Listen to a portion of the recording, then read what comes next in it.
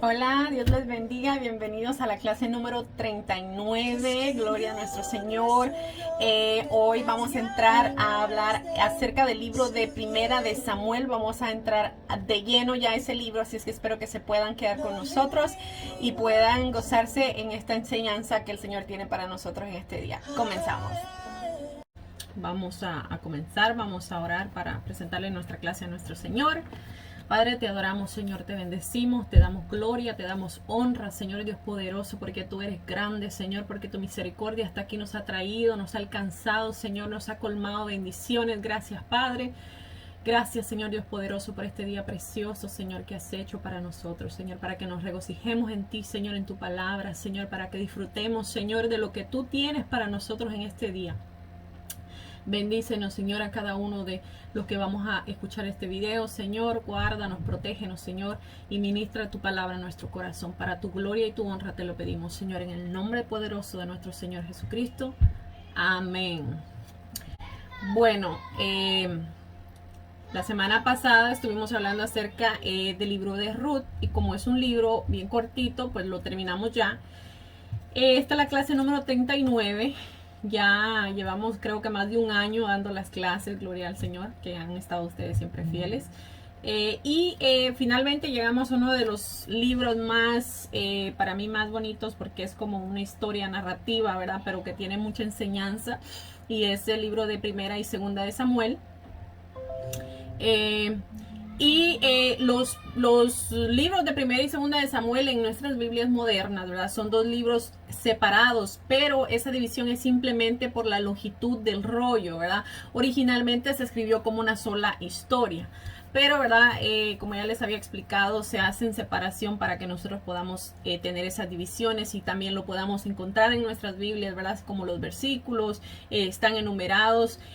Originalmente no estaba así, pero se hicieron de esa manera para que nosotros al buscarlo podamos encontrar rápidamente las porciones bíblicas, ¿verdad? Entonces vamos a resumir ahora Primera de Samuel para después entrar capítulo por capítulo a la historia. Entonces, después de que Israel, ¿verdad?, fue rescatado de la esclavitud de Egipto, ellos hicieron un pacto con Dios, ¿verdad?, como se acordarán, en el monte Sinaí, y eventualmente, ¿verdad?, llegaron a la tierra prometida, y ahí, ¿verdad?, suponía que Israel fuera fiel a Dios y obedeciera los mandamientos de ese pacto que Dios había hecho con ellos, ¿verdad? Pero sabemos que no fue así.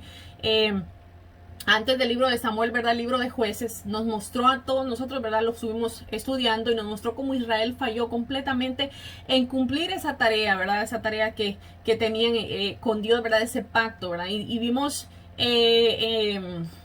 en el libro de los Jueces, ¿verdad?, pudimos ver que fue un tiempo de realmente de caos moral, y mostró, ¿verdad?, la necesidad que tenía Israel de líderes sabios y fieles, ¿verdad? Porque estos líderes, conforme fuimos viendo, se fueron corrompiendo cada vez más, y realmente fue algo desastroso, porque ellos mismos llevaron, muchos de ellos, el pueblo a la idolatría, ¿verdad? Entonces, el libro de Samuel nos provee una respuesta a esta necesidad, ¿verdad? De un líder, de un liderazgo sabio, ¿verdad? De un liderazgo fiel a Dios, ¿verdad? Entonces la historia del libro de Samuel se enfoca en tres personajes principales, que es el profeta Samuel, de donde el libro obviamente toma su nombre, ¿verdad? Y luego tenemos al rey Saúl y después al rey David, ¿verdad? Los tres hicieron que Israel pasara a ser de un grupo de tribu gobernado por jueces a un reino unificado gobernado por el rey David en Jerusalén, ¿verdad? Que esto es, yo creo que esto se enfoca también mucho en la historia del reinado del rey David. Entonces el libro de Samuel entreteje la historia de estos tres personajes en cuatro partes principales. Samuel obviamente es el líder clave y el profeta en la primera sección del libro, pero también juega un rol importante en la siguiente sección, que es la historia de Saúl, la cual, verdad, obviamente nos cuenta en dos movimientos. ¿Por qué? Porque para que nosotros podamos entenderlo mejor, ¿verdad? La llegada de Saúl al poder y luego los fracasos de Saúl, ¿verdad? Y la segunda parte trata sobre su caída y su trágica muerte, lo vamos a ir viendo poco a poco. Son unas historias muy ricas en el sentido de que nosotros podemos aprender mucho de ellas. Entonces acordémonos que la Biblia dice, la misma Biblia dice, ¿verdad?, que se escribió esas historias se escribieron para enseñanza de nosotros, ¿verdad? Para que nosotros no cometamos los mismos errores que tal vez estos hombres de Dios en su momento cometieron, ¿verdad? Entonces, luego del drama, ¿verdad? De esta partida de Saúl, se encuentra con la llegada al poder de David. Y luego la historia de David nos cuenta, o se nos cuenta, ¿verdad? En dos movimientos. Primero está sobre una ola de éxito, la cual lo vamos a ver. Y después siguió eso, ¿verdad? Por su trágico fracaso personal, tanto en su vida personal como en su familia, ¿verdad? Y la lenta autodestrucción de su familia y luego de su reino. Entonces el libro finalmente, ¿verdad? Concluye con un epílogo, que es más o menos, decirlo en palabras simples, un resumen de la historia que reflexiona en toda la historia, ¿verdad? Nos hace reflexionar, ir atrás a la historia y poder ver todo lo que aconteció, ¿verdad? Entonces, vamos a desglosar el libro de Primera de Samuel por partes desde el comienzo, ¿ok? Entonces, como les hablaba, ¿verdad? La primera parte continúa describiendo el caos del libro de Jueces y se nos presenta la historia acerca de una mujer llamada Ana, que se lamenta porque nunca ha sido capaz de tener hijos y por gracia de Dios ella finalmente tiene un hijo y lo llama Samuel. Y en su gozo, ¿verdad? Canta un poema en el capítulo número 2 y el poema trata de cómo Dios se pone, ¿verdad? Se opone al orgulloso, ya que ella, el esposo de ella tenía dos mujeres, ¿verdad? Era ella y otra mujer. Y la otra mujer la humillaba, ¿verdad? Porque ella no podía tener hijos, ¿verdad? Entonces, como les dije, este poema se trata de cómo Dios se opone al orgulloso y exalta al humilde, de cómo a pesar de las tragedias, de la maldad humana, Dios está cumpliendo sus propósitos en la historia y también trata de cómo Dios un día levantará a un rey ungido para su pueblo, ¿verdad? Entonces, el poema de Ana ha sido colocado aquí en el inicio del libro para introducir esos temas claves que vamos a ver dentro de toda la historia, como el siguiente, Samuel, ¿verdad? Crece y se convierte en un gran profeta y líder para el pueblo de Israel y al mismo tiempo también que los filisteos se levantan como los archienemigos de Israel, ¿verdad? Entonces, en esta batalla crucial, ¿verdad? Los israelitas se vuelven arrogantes, en lugar de adorar y pedirle ayuda a Dios, sacan el arca del pacto como una especie de trofeo, ¿verdad? Que creían que automáticamente al sacar el arca Dios les iba a dar la victoria en medio de la batalla, ¿verdad? Entonces, debido a su persuasión, ¿verdad? Arrogante, porque eso era una arrogancia, o sea, estaban poniendo el arca como que era el arca únicamente la que tenía, el objeto era el que tenía el poder y no era así, era Dios quien tenía el poder. Entonces, en esa arrogancia, ¿verdad? Dios permite que Israel pierda la batalla y el arca es robada. Así que los filisteos toman el arca, la colocan en el templo de su dios que se llamaba Dagón, si no estoy mal. Entonces luego el Dios de Israel derrotó a los filisteos, él solito, ¿verdad? Y al dios Dagón sin ningún ejército, enviando plagas sobre el pueblo por lo que los filisteos, ¿verdad? También ya no quieren el arca y le envían de vuelta a Israel. Es una historia muy, cuando lleguemos a esos capítulos se van a dar cuenta, es bastante, nos llena de bastante conocimiento y nos da a entender cómo es que las estatuas, los ídolos no tienen ningún poder, ¿verdad? Sino que el poder proviene de Dios. Entonces, así, ¿verdad? Que Dios le muestra finalmente a Israel que no es el arca no es un trofeo, no es un amuleto de la buena suerte, porque el poder, como les dije yo, no está en el arca, sino que está en Dios.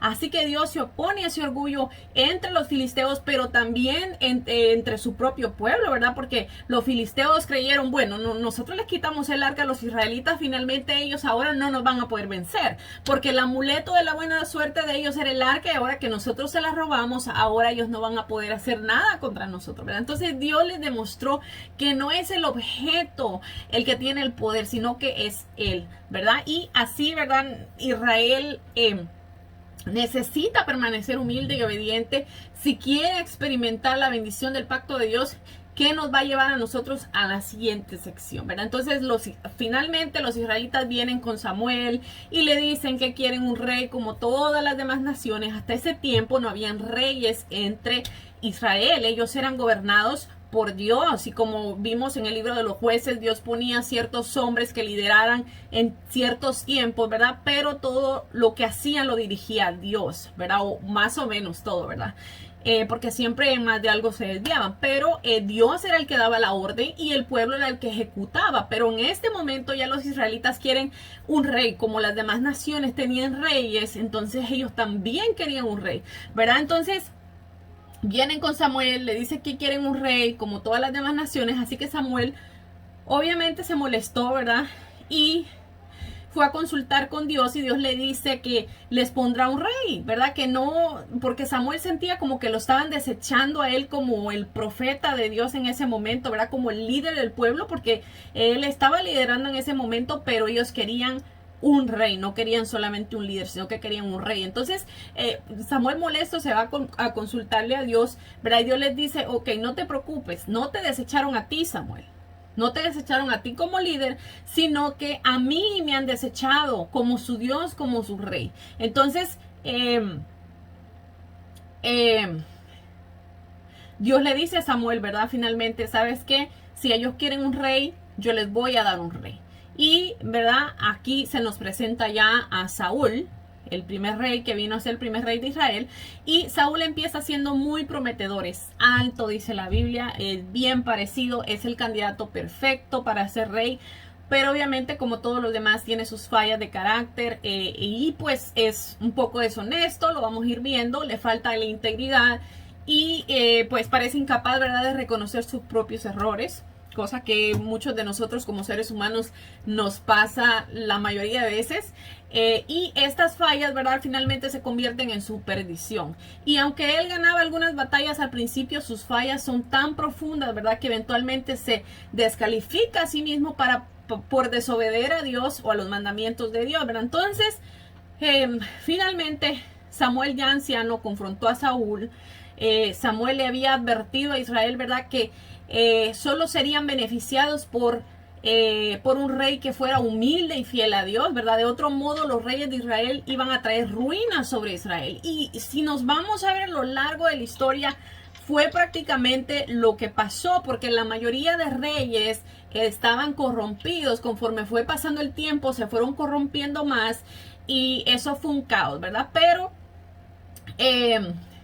finalmente, ¿verdad?, con Saúl ya descalificado, a este punto Samuel le informa a Saúl que Dios le iba a levantar otro nuevo rey, que lo iba a reemplazar a él.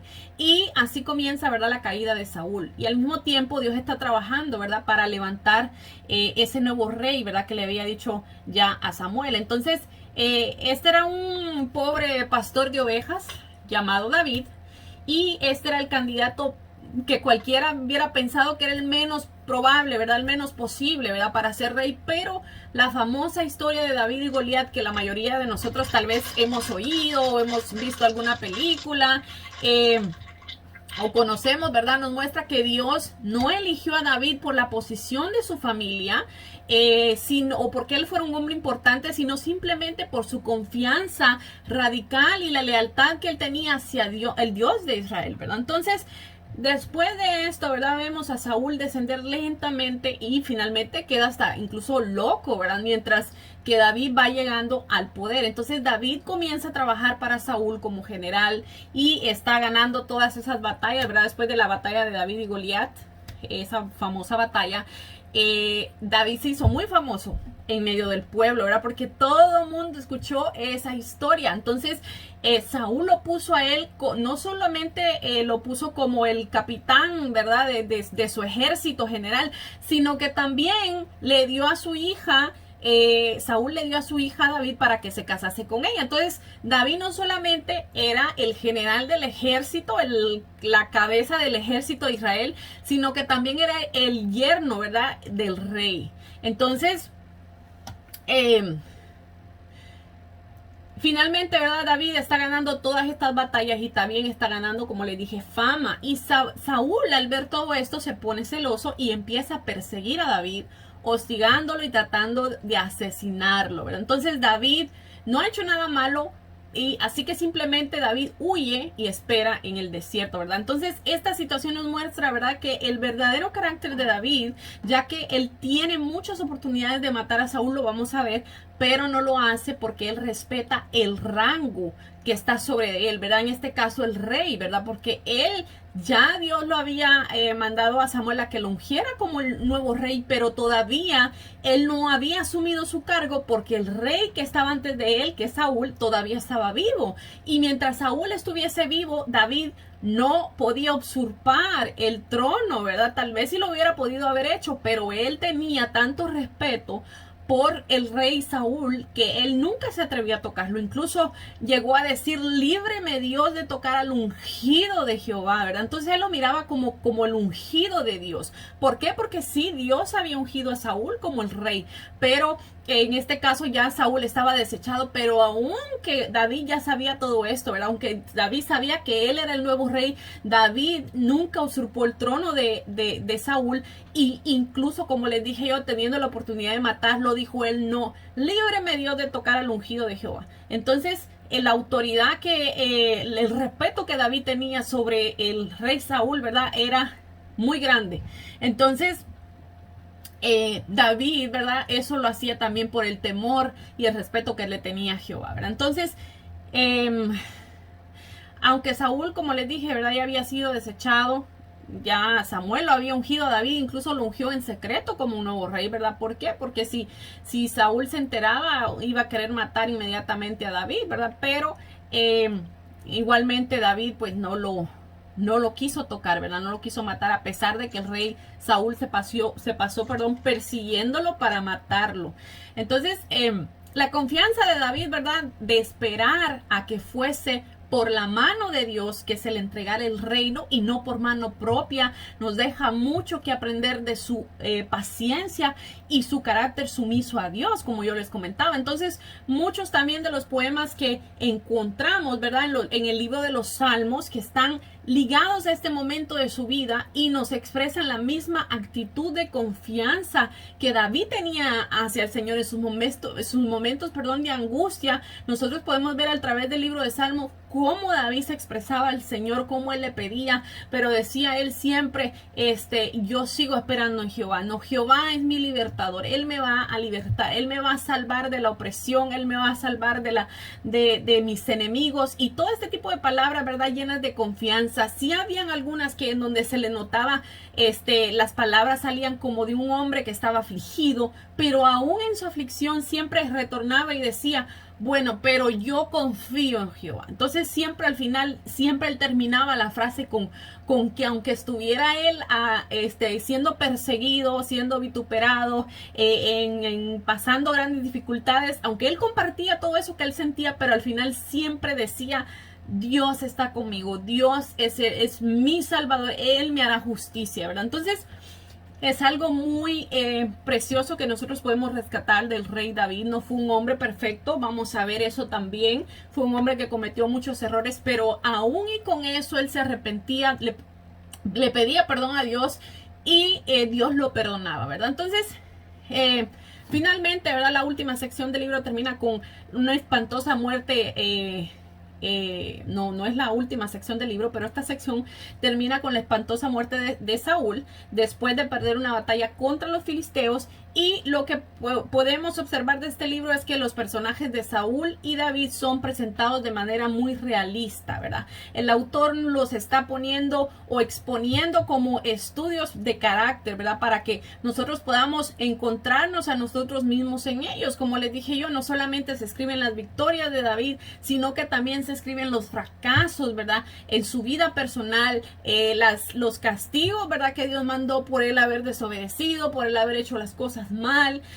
Todo ese tipo de cosas se nos cuentan en la Biblia para que nosotros nos demos cuenta que no solamente somos nosotros los que fallamos, sino que también estos grandes hombres de Dios, que incluso se dice en la Biblia que David era un hombre conforme al corazón de Dios, pero aún un hombre conforme al corazón de Dios falló, ¿verdad? Y falló no una vez, sino muchas veces, ¿verdad? Pero la clave del por qué David de verdad estaba siendo tan favorecido por Dios en este caso fue porque él siempre regresaba y se humillaba delante del Señor y le pedía perdón al Señor, reflexionaba, ¿verdad? Aunque las consecuencias estaban ahí, pero él siempre regresaba al Señor, ¿verdad? Entonces, con esta historia de Saúl también, ¿verdad?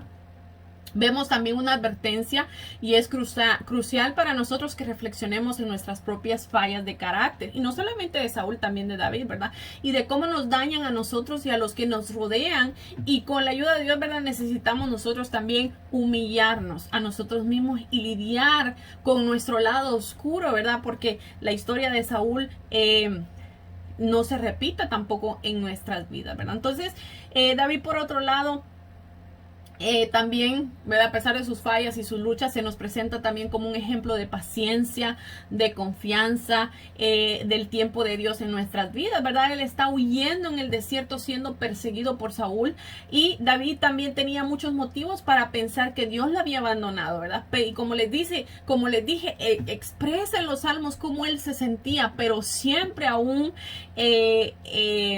él reflexionaba al final y decía, no, pero es que Dios está conmigo, Dios está aquí. Entonces, David, ¿verdad? Nos motiva a confiar y a pensar y que a pesar, ¿verdad?, de la maldad humana, Dios está cumpliendo sus propósitos con nosotros, ¿verdad? Porque David, imagino yo que al sentirse perseguido por Saúl por tanto tiempo, intentando matarlo en todo tiempo, yo me imagino que tuvo que haberle pasado por la mente a David algún día, bueno, ¿cómo es que Dios me hace ser rey? Y todavía este hombre me sigue persiguiendo. ¿Por qué Dios no hace algo contra este hombre? ¿Verdad? Yo me imagino que en su humanidad le debió de haber pasado por la cabeza esto, ¿verdad? Pero como les dije, él siempre tenía la confianza de que Dios estaba obrando, aunque él no miraba tal vez en ese momento lo que Dios estaba haciendo, ¿verdad? Pero no solamente Dios estaba trabajando internamente, ¿verdad? Con el pueblo de Israel, sino que estaba también moldeando el carácter de David, ¿verdad? Entonces, vemos aquí que Dios está trabajando aún en medio de las circunstancias. Tal vez nosotros no lo notamos, pero Dios está trabajando con nuestro carácter en muchas de esas situaciones que nosotros pasamos todos los días, ¿verdad? Y muchas veces situaciones bien difíciles. Bueno, ya resumimos un poquito el libro, el Primera de Samuel. Yo creo que bastante. Pero vamos a entrar ya al primer capítulo, el nacimiento de Samuel. Como les dije, esta era una introducción. Entonces vamos a entrar al libro de Samuel, Primera de Samuel, capítulo 1, y vamos a ver cómo fue este nacimiento de Samuel. Y dice, hubo un varón de Ramataim, de Sofim, del norte de Efraín, que se llamaba Elcana, hijo de Jeroam, hijo de Eliú, hijo de Tofu, hijo de Suf, Efrateo. Elcana significa Dios ha obtenido.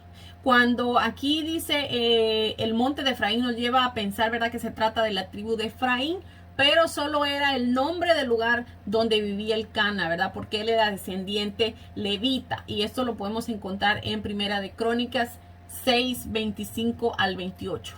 Bueno, dice el verso 2, y tenía él 2 mujeres. El nombre de una era Ana y el nombre de la otra Penina. Y Penina tenía hijos, mas Ana no los tenía. El nombre de Ana significa gracia, ¿verdad? Ana no tenía hijos, y la esterilidad obviamente en la antigüedad se consideraba, como ya lo habíamos hablado algunas veces, como una desgracia, ¿verdad? Una causa de angustia muy grande. Y dice el verso 3, y todos los años que aquel varón subía de su ciudad para adorar y para ofrecer sacrificios a Jehová de los ejércitos en Silo, donde estaban 2 hijos de Elí, Ofni y Fines, sacerdotes de Jehová. Fíjense que aquí entra en juego este hombre sacerdote. Acuérdense, los sacerdotes venían de la tribu de Leví. En este caso, este sacerdote se llamaba Elí. ¿Ok? Y tenía 2 hijos, uno se llamaba Ofni y el otro se llamaba Fines. Y es importante que lo recuerden porque vamos a ver la historia de estos hombres que realmente terminó muy mal. Y dice, cuando llegaba el día en el que Elcana ofrecía sacrificio, daba a Penina su mujer y a todos sus hijos y a todas sus hijas, a cada uno su parte. Pero a Ana daba una parte escogida, porque amaba a Ana, aunque Jehová no le había concedido tener hijos. La parte escogida era la herencia correspondiente al primogénito, que heredaba el doble que sus hermanos, según Deuteronomio 21:17, ¿verdad? Entonces le daba esa parte escogida a Ana, aunque ella no tenía hijos. Entonces realmente vemos el amor que le tenía a ella, ¿verdad? Entonces, Dice el verso 6. Y su rival la irritaba, o sea, Penina la irritaba, ¿verdad? Dice, enojándola y entristeciéndola porque Jehová no le había concedido tener hijos. Así hacía cada año cuando subía a la casa de Jehová, la irritaba así, por lo cual Ana lloraba y no comía. Imagínense esta pobre mujer siendo irritada por la otra mujer de su esposo, que ella no podía tener hijos, y esta mujer se ponía tan mal que pasaba llorando y dice que no comía. Entonces dice, y el Cana, su marido, le dijo, Ana, ¿por qué lloras? ¿Por qué no comes? ¿Y por qué está afligido tu corazón? ¿No te soy yo mejor que 10 hijos? Y se levantó Ana después que hubo comido y bebido en Silo, y mientras el sacerdote Elí estaba sentado en una silla junto al pilar del templo de Jehová, ella con amargura de alma oró a Jehová y lloró abundantemente. E hizo voto diciendo, Jehová de los ejércitos, si te dignares mirar a la aflicción de tu sierva y te acordaras de mí, y no te olvidares de tu sierva, sino que dieres a tu sierva un hijo varón, yo lo dedicaré a Jehová todos los días de su vida y no pasará navaja sobre su cabeza. Fíjense que esta mujer tenía una gran aflicción. Y me imagino yo que esa aflicción duró mucho tiempo.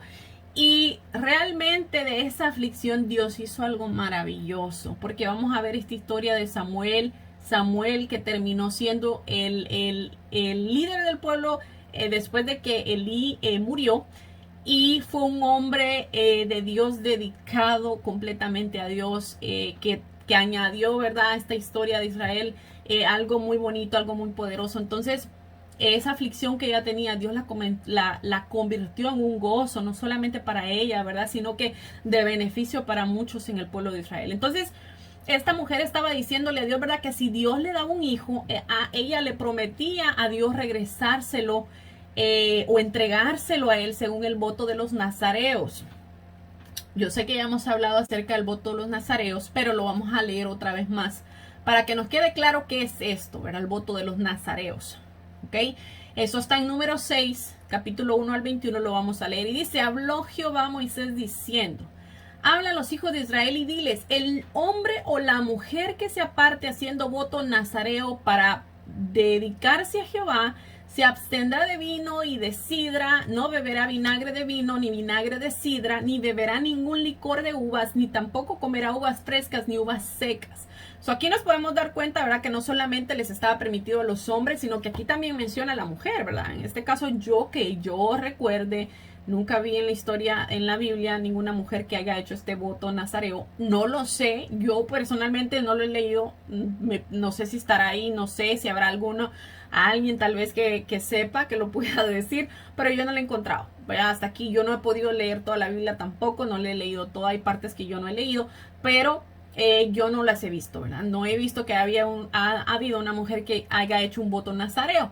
Pero como se acordarán, Sansón tenía un voto nazareo, ¿verdad? Entonces, ellos no se les podía beber vino, vinagre de vino tampoco, ni vinagre de sidra, y también ningún licor, ¿verdad?, de uvas, ni tampoco comer uvas frescas, ni secas, ¿verdad? Entonces, también dice todo el tiempo de su nazareato, de todo lo que se hace, todo lo que se hace de la vid, desde los granillos hasta el ollejo, no comerá.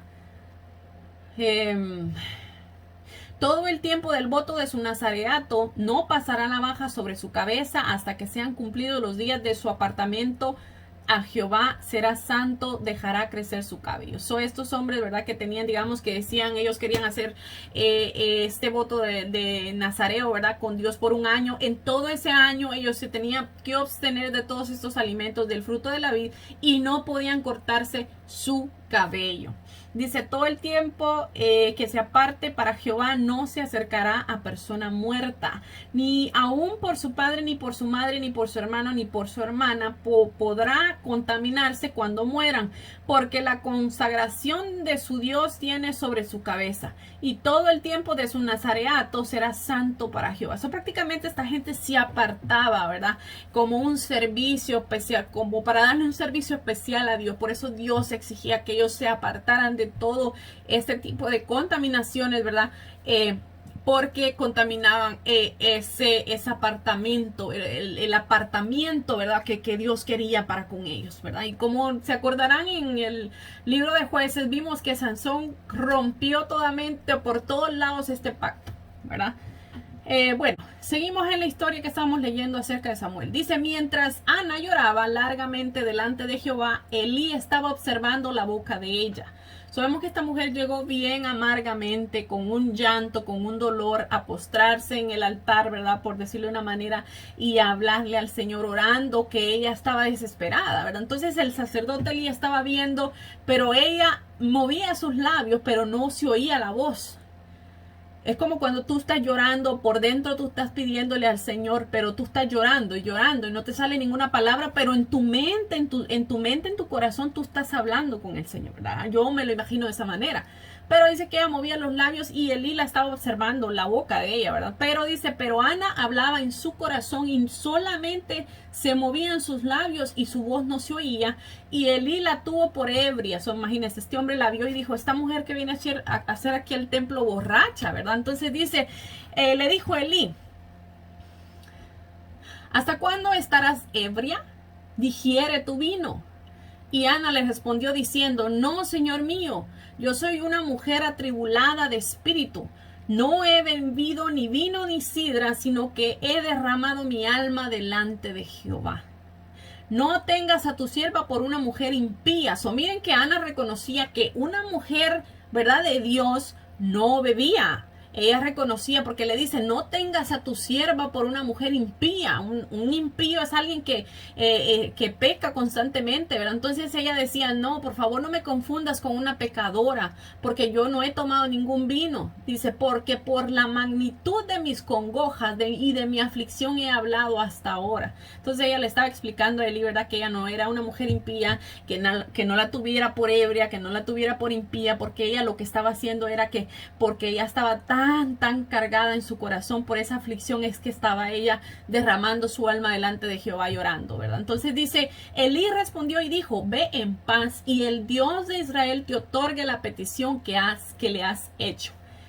Y ella dijo, halle tu sierva gracia delante de tus ojos. Y se fue la mujer por su camino y comió y no estuvo más triste. Esto nos deja saber, ¿verdad?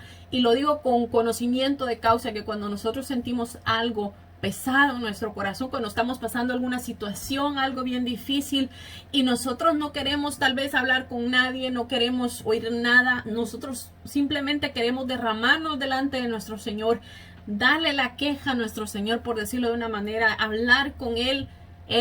Yo lo he experimentado en mi vida, yo he venido muchas veces ante Él con muchas cargas, con muchas tristezas, con muchas cosas, y en el momento, ¿verdad?, que yo estoy pasando, ahí yo siento la consolación de mi amado Señor y salgo de ese lugar donde yo estaba orando renovada, ¿verdad? Yo creo que esto le ha pasado a todos los siervos del Señor, ¿verdad?, que sabemos que es al Señor al que nosotros tenemos que venir a traerle nuestras cargas, y Él es tan fiel que nos despoja, que nos limpia, que nos quita todas esas cargas, ¿verdad? Así me imagino yo que pasó con Ana, porque dice aquí que después de que ella fue y derramó su alma y le dijo al Señor lo que sentía, ella no estuvo más triste, fue y comió, dice. Entonces eso es lo que hace Dios con nosotros. Cuando nosotros venimos a Él y lo buscamos, Él nos quita a nosotros todo ese peso. La palabra dice, el Señor dijo, venid a mí los que están trabajados y cargados, porque yo los haré descansar, ¿verdad? Y eso es exactamente lo que Dios hizo con esta mujer Ana, y eso es exactamente lo que Dios hace y lo que Dios va a hacer con usted. El momento que usted se sienta triste, se sienta atribulado y usted venga y ore, el Señor quiere que nosotros vengamos a Él.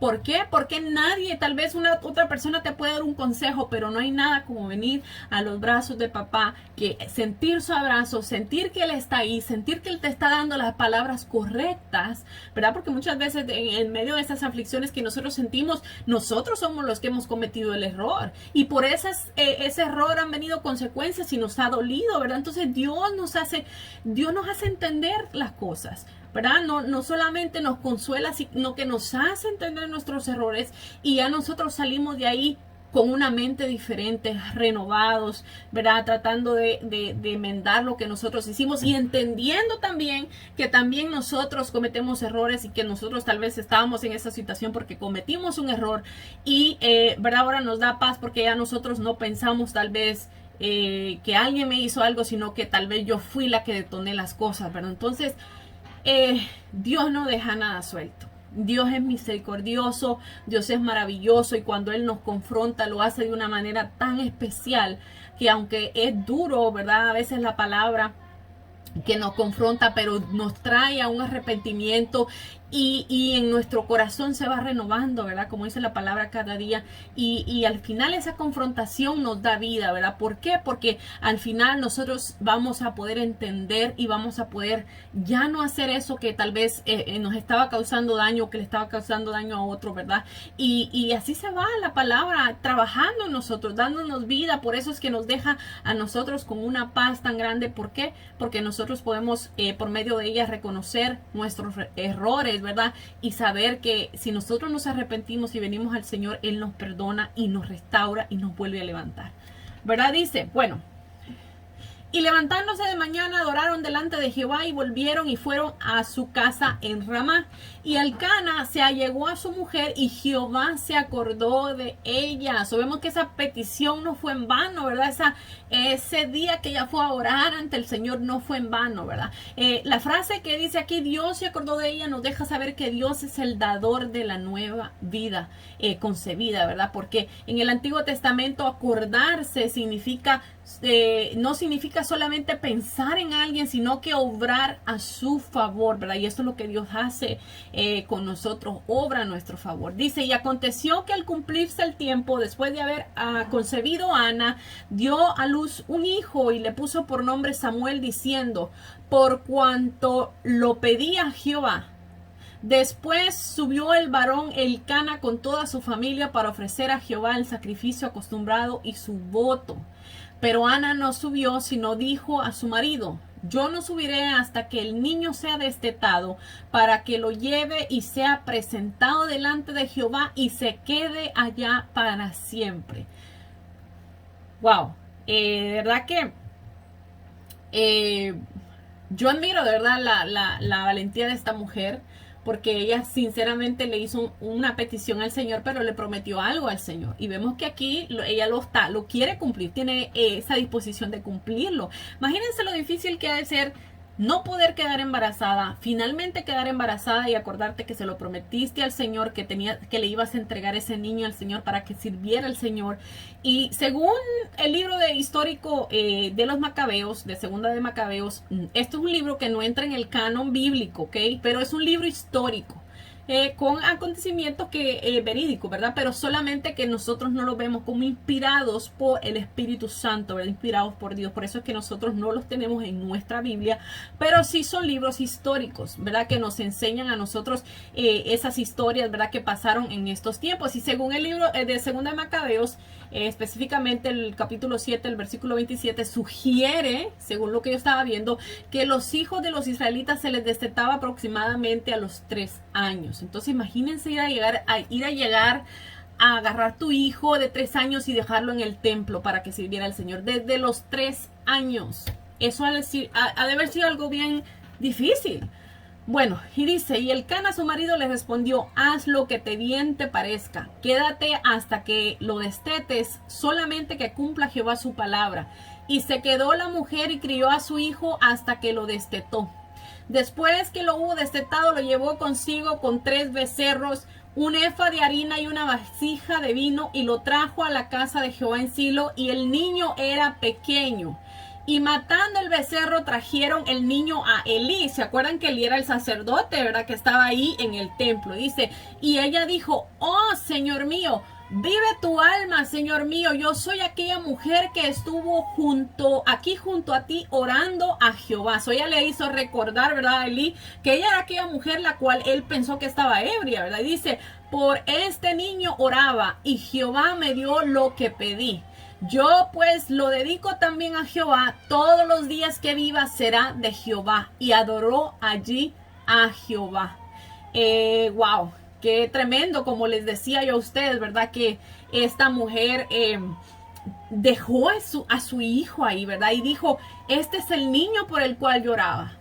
Y Jehová me dio lo que yo pedí. Entonces yo pues le dedico también a Jehová todos los días que él viva será de Jehová. Entonces ella dice que después de eso adoró a Jehová. Y entonces vemos una mujer totalmente entregada, ¿verdad? A lo que le había prometido el Señor. Aunque yo sé como madre que ha de haber sido algo muy difícil poder dejar a su hijo, ¿verdad? En este caso su primer hijo, el que tanto había deseado, ir y entregárselo a Elí, el sacerdote, para que él pudiera prácticamente servirle, ¿verdad? Este niño servirle a Elí en el templo, ¿verdad? Entonces, por otra parte también yo pienso, ¿verdad? El favor y el agradecimiento que esta mujer tenía hacia con Dios, y también me imagino yo que ella sabía que no había un mejor lugar para su hijo que estar todos los días, ¿verdad? En la presencia del Señor, que estar todos los días ahí adorando al Señor, sirviéndole al Señor, ¿verdad?